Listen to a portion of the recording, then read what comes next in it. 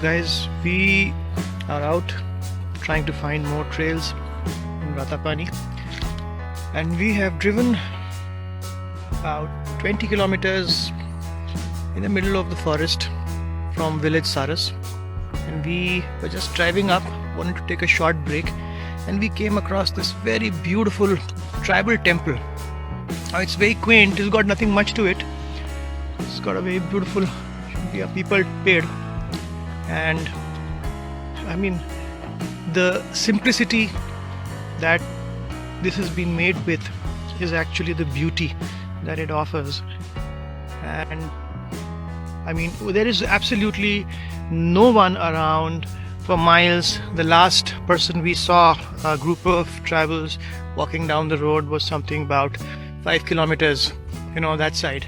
We're driving up this way. I don't know, right now the GPS is not functioning, so we don't know how far we've come or how far we're supposed to go, but the mileometer says approximately 21 kilometers inside.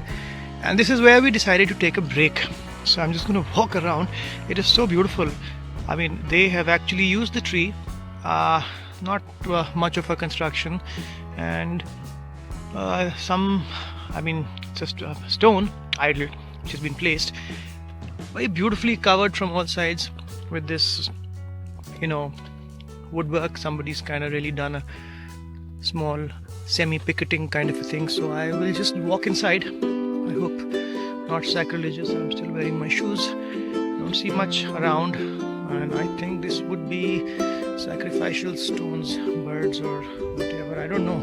I mean, that's an assumption, and I don't wish to really comment on this more because I don't wish to say things which are not to be said. And this is the altar, the prayer altar, and very beautifully, I mean, just some fruits that I see over here, and piece of wood and part of the tree which has been kind of really painted. A very old tree, very beautiful tree, very huge tree, and that's just about all that this temple has been made. And what you call a ghost tree also inside, very beautiful, flowering right now. Lovely, beautiful winter day, pretty chilly, nip in the air. It's the afternoon right now, bang in the middle of the afternoon, should be about 1:30, and it's still beautiful blue sky. The beautiful thing about winters in the jungle is that you get to see a contrast of the sky, the color, and then you got the trees, and then it's kind of really a myriad of colors everywhere, and not much. We haven't seen very many animals or a wildlife movement, but then it's in the afternoon, so let's see.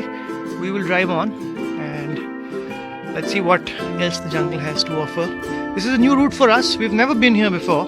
Ami and I keep exploring parts of the jungles, parts of the forest, and it's all very interesting, good fun. Winters, holidays, that's what it's about. And so we are going to drive on now, and let's see next pit stop, and let's see what that offers. Okay, so drive continues. When we have a bearing, we came across a guy. We asked him where this road goes. So this is going to be heading towards a village called Pippaldhon, and it's not very far now from here. He says about 7 or 8 kilometers more. So just taking a break, giving our legs a bit of a stretch, and sandwiches. So we found this absolutely lovely tree, and nice cool bit of grass which is growing over here, and some driftwood one can sit on actually. So time to savor on some sandwiches and some juice. Forgot to get tea, I wish I had. So now we've done about 34 kilometers. We're doing slowly, and we are at what would be another prayer meeting site or a temple of some sort. That green thing on the tree is the marking of the forest department, where they actually kind of put the details about the compartment number. This is the reserve forest area, perhaps in that case, that side when we go, and So this is again another temple, a tribal temple. They make it simple, but they make it ever so beautiful. You know, they will just use whatever is around in the forest, a beautiful tree which they would feel is special due to some reason, and then they will just collect some stones, paint them beautifully, make a small chabutra, and will use just the shrubs and branches of the local trees, and they will just kind of make it into a very beautiful place. And I'm sure this would hold some ceremonies or gatherings on special days. People from these tribal villages and hamlets, which we have not seen though, and it's just like forest everywhere. And we've been driving, and we've seen some strange markings of wood of some kind. What the importance is, we don't know, but we've seen this every now and then when we do come across such small temples, and we've come across about 4 of them so far. We see these kind of wooden markings which are there, very interesting. So when I do get back, I will try and find out from the forest people or from people, staff at the lodge, which of course are all from the adjoining villages that are working with us now. So maybe they would be able to tell me what these sticks and these markings kind of signify. Okay, so the drive continues. We came across a small group of about 5 or 6 Nil guys. Well, that's the blue bull, of course, and they just campered across, so little or no time for us to really respond and take any pictures or anything. But we're not complaining about that either. We saw that it was a beautiful sight. We just campered across the road, but then again, that's the only thing that we've seen so far. Like I said, it's afternoon, so siesta time for most of the animals, and early mornings, late evenings, even the night is when they are active. This is hardly the time when you would expect them to really be visible, let alone kind of wander around the road.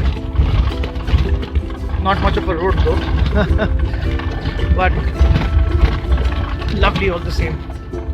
Beautiful sunny afternoon, winter day, temperature early 20s, light wool is there, and it's very comfortable, keeping us cozy. No breeze here, this part of the forest. Initially where we stopped at first, we did have a bit of breeze, putting slight nip in the air. This is pleasant, this is good, this is very comfortable, this is enjoyable. And so till the next one. June, with the first bit of rainfall that comes in, with absolutely very beautiful leaves. But then this is not just teak. The beauty of this jungle is that we see a lot of other trees like the achar tree, like so many others. So that kind of keeps it green. Teak kind of gives it the essence of being one of the best teak jungles as it is known. The Ratapani, and one of the oldest and best teak jungles that are there in central India, in fact all of India for that matter. And you have all the other kind of trees. As we look around, you see the greener ones which are there. Now they kind of keep it colorful and green even during summers and keep them cool. Not a very good road, not for people with frail backs, and certainly not in a gypsy. But then again, for those who love off-roading, for those who love the jungles, those who really want to visit untouched jungles, with little habitation anywhere around, these are the kind of forests that you should really go to. And we'll keep, like I said previously when we drove, we've been driving now over 27 kilometers as the mileometer says, and we just came across one group of locals, the tribals, probably walking down towards Saras, and we tried just asking them, inquiring about the road, about where it heads and how far it goes in. Not very clear about it though, but then they said that this should come out somewhere towards the Nadan Ghats. So which at this juncture is pretty far away. But then we're not complaining because this is precisely what we're here for. We're going to enjoy it and till the next pit stop now.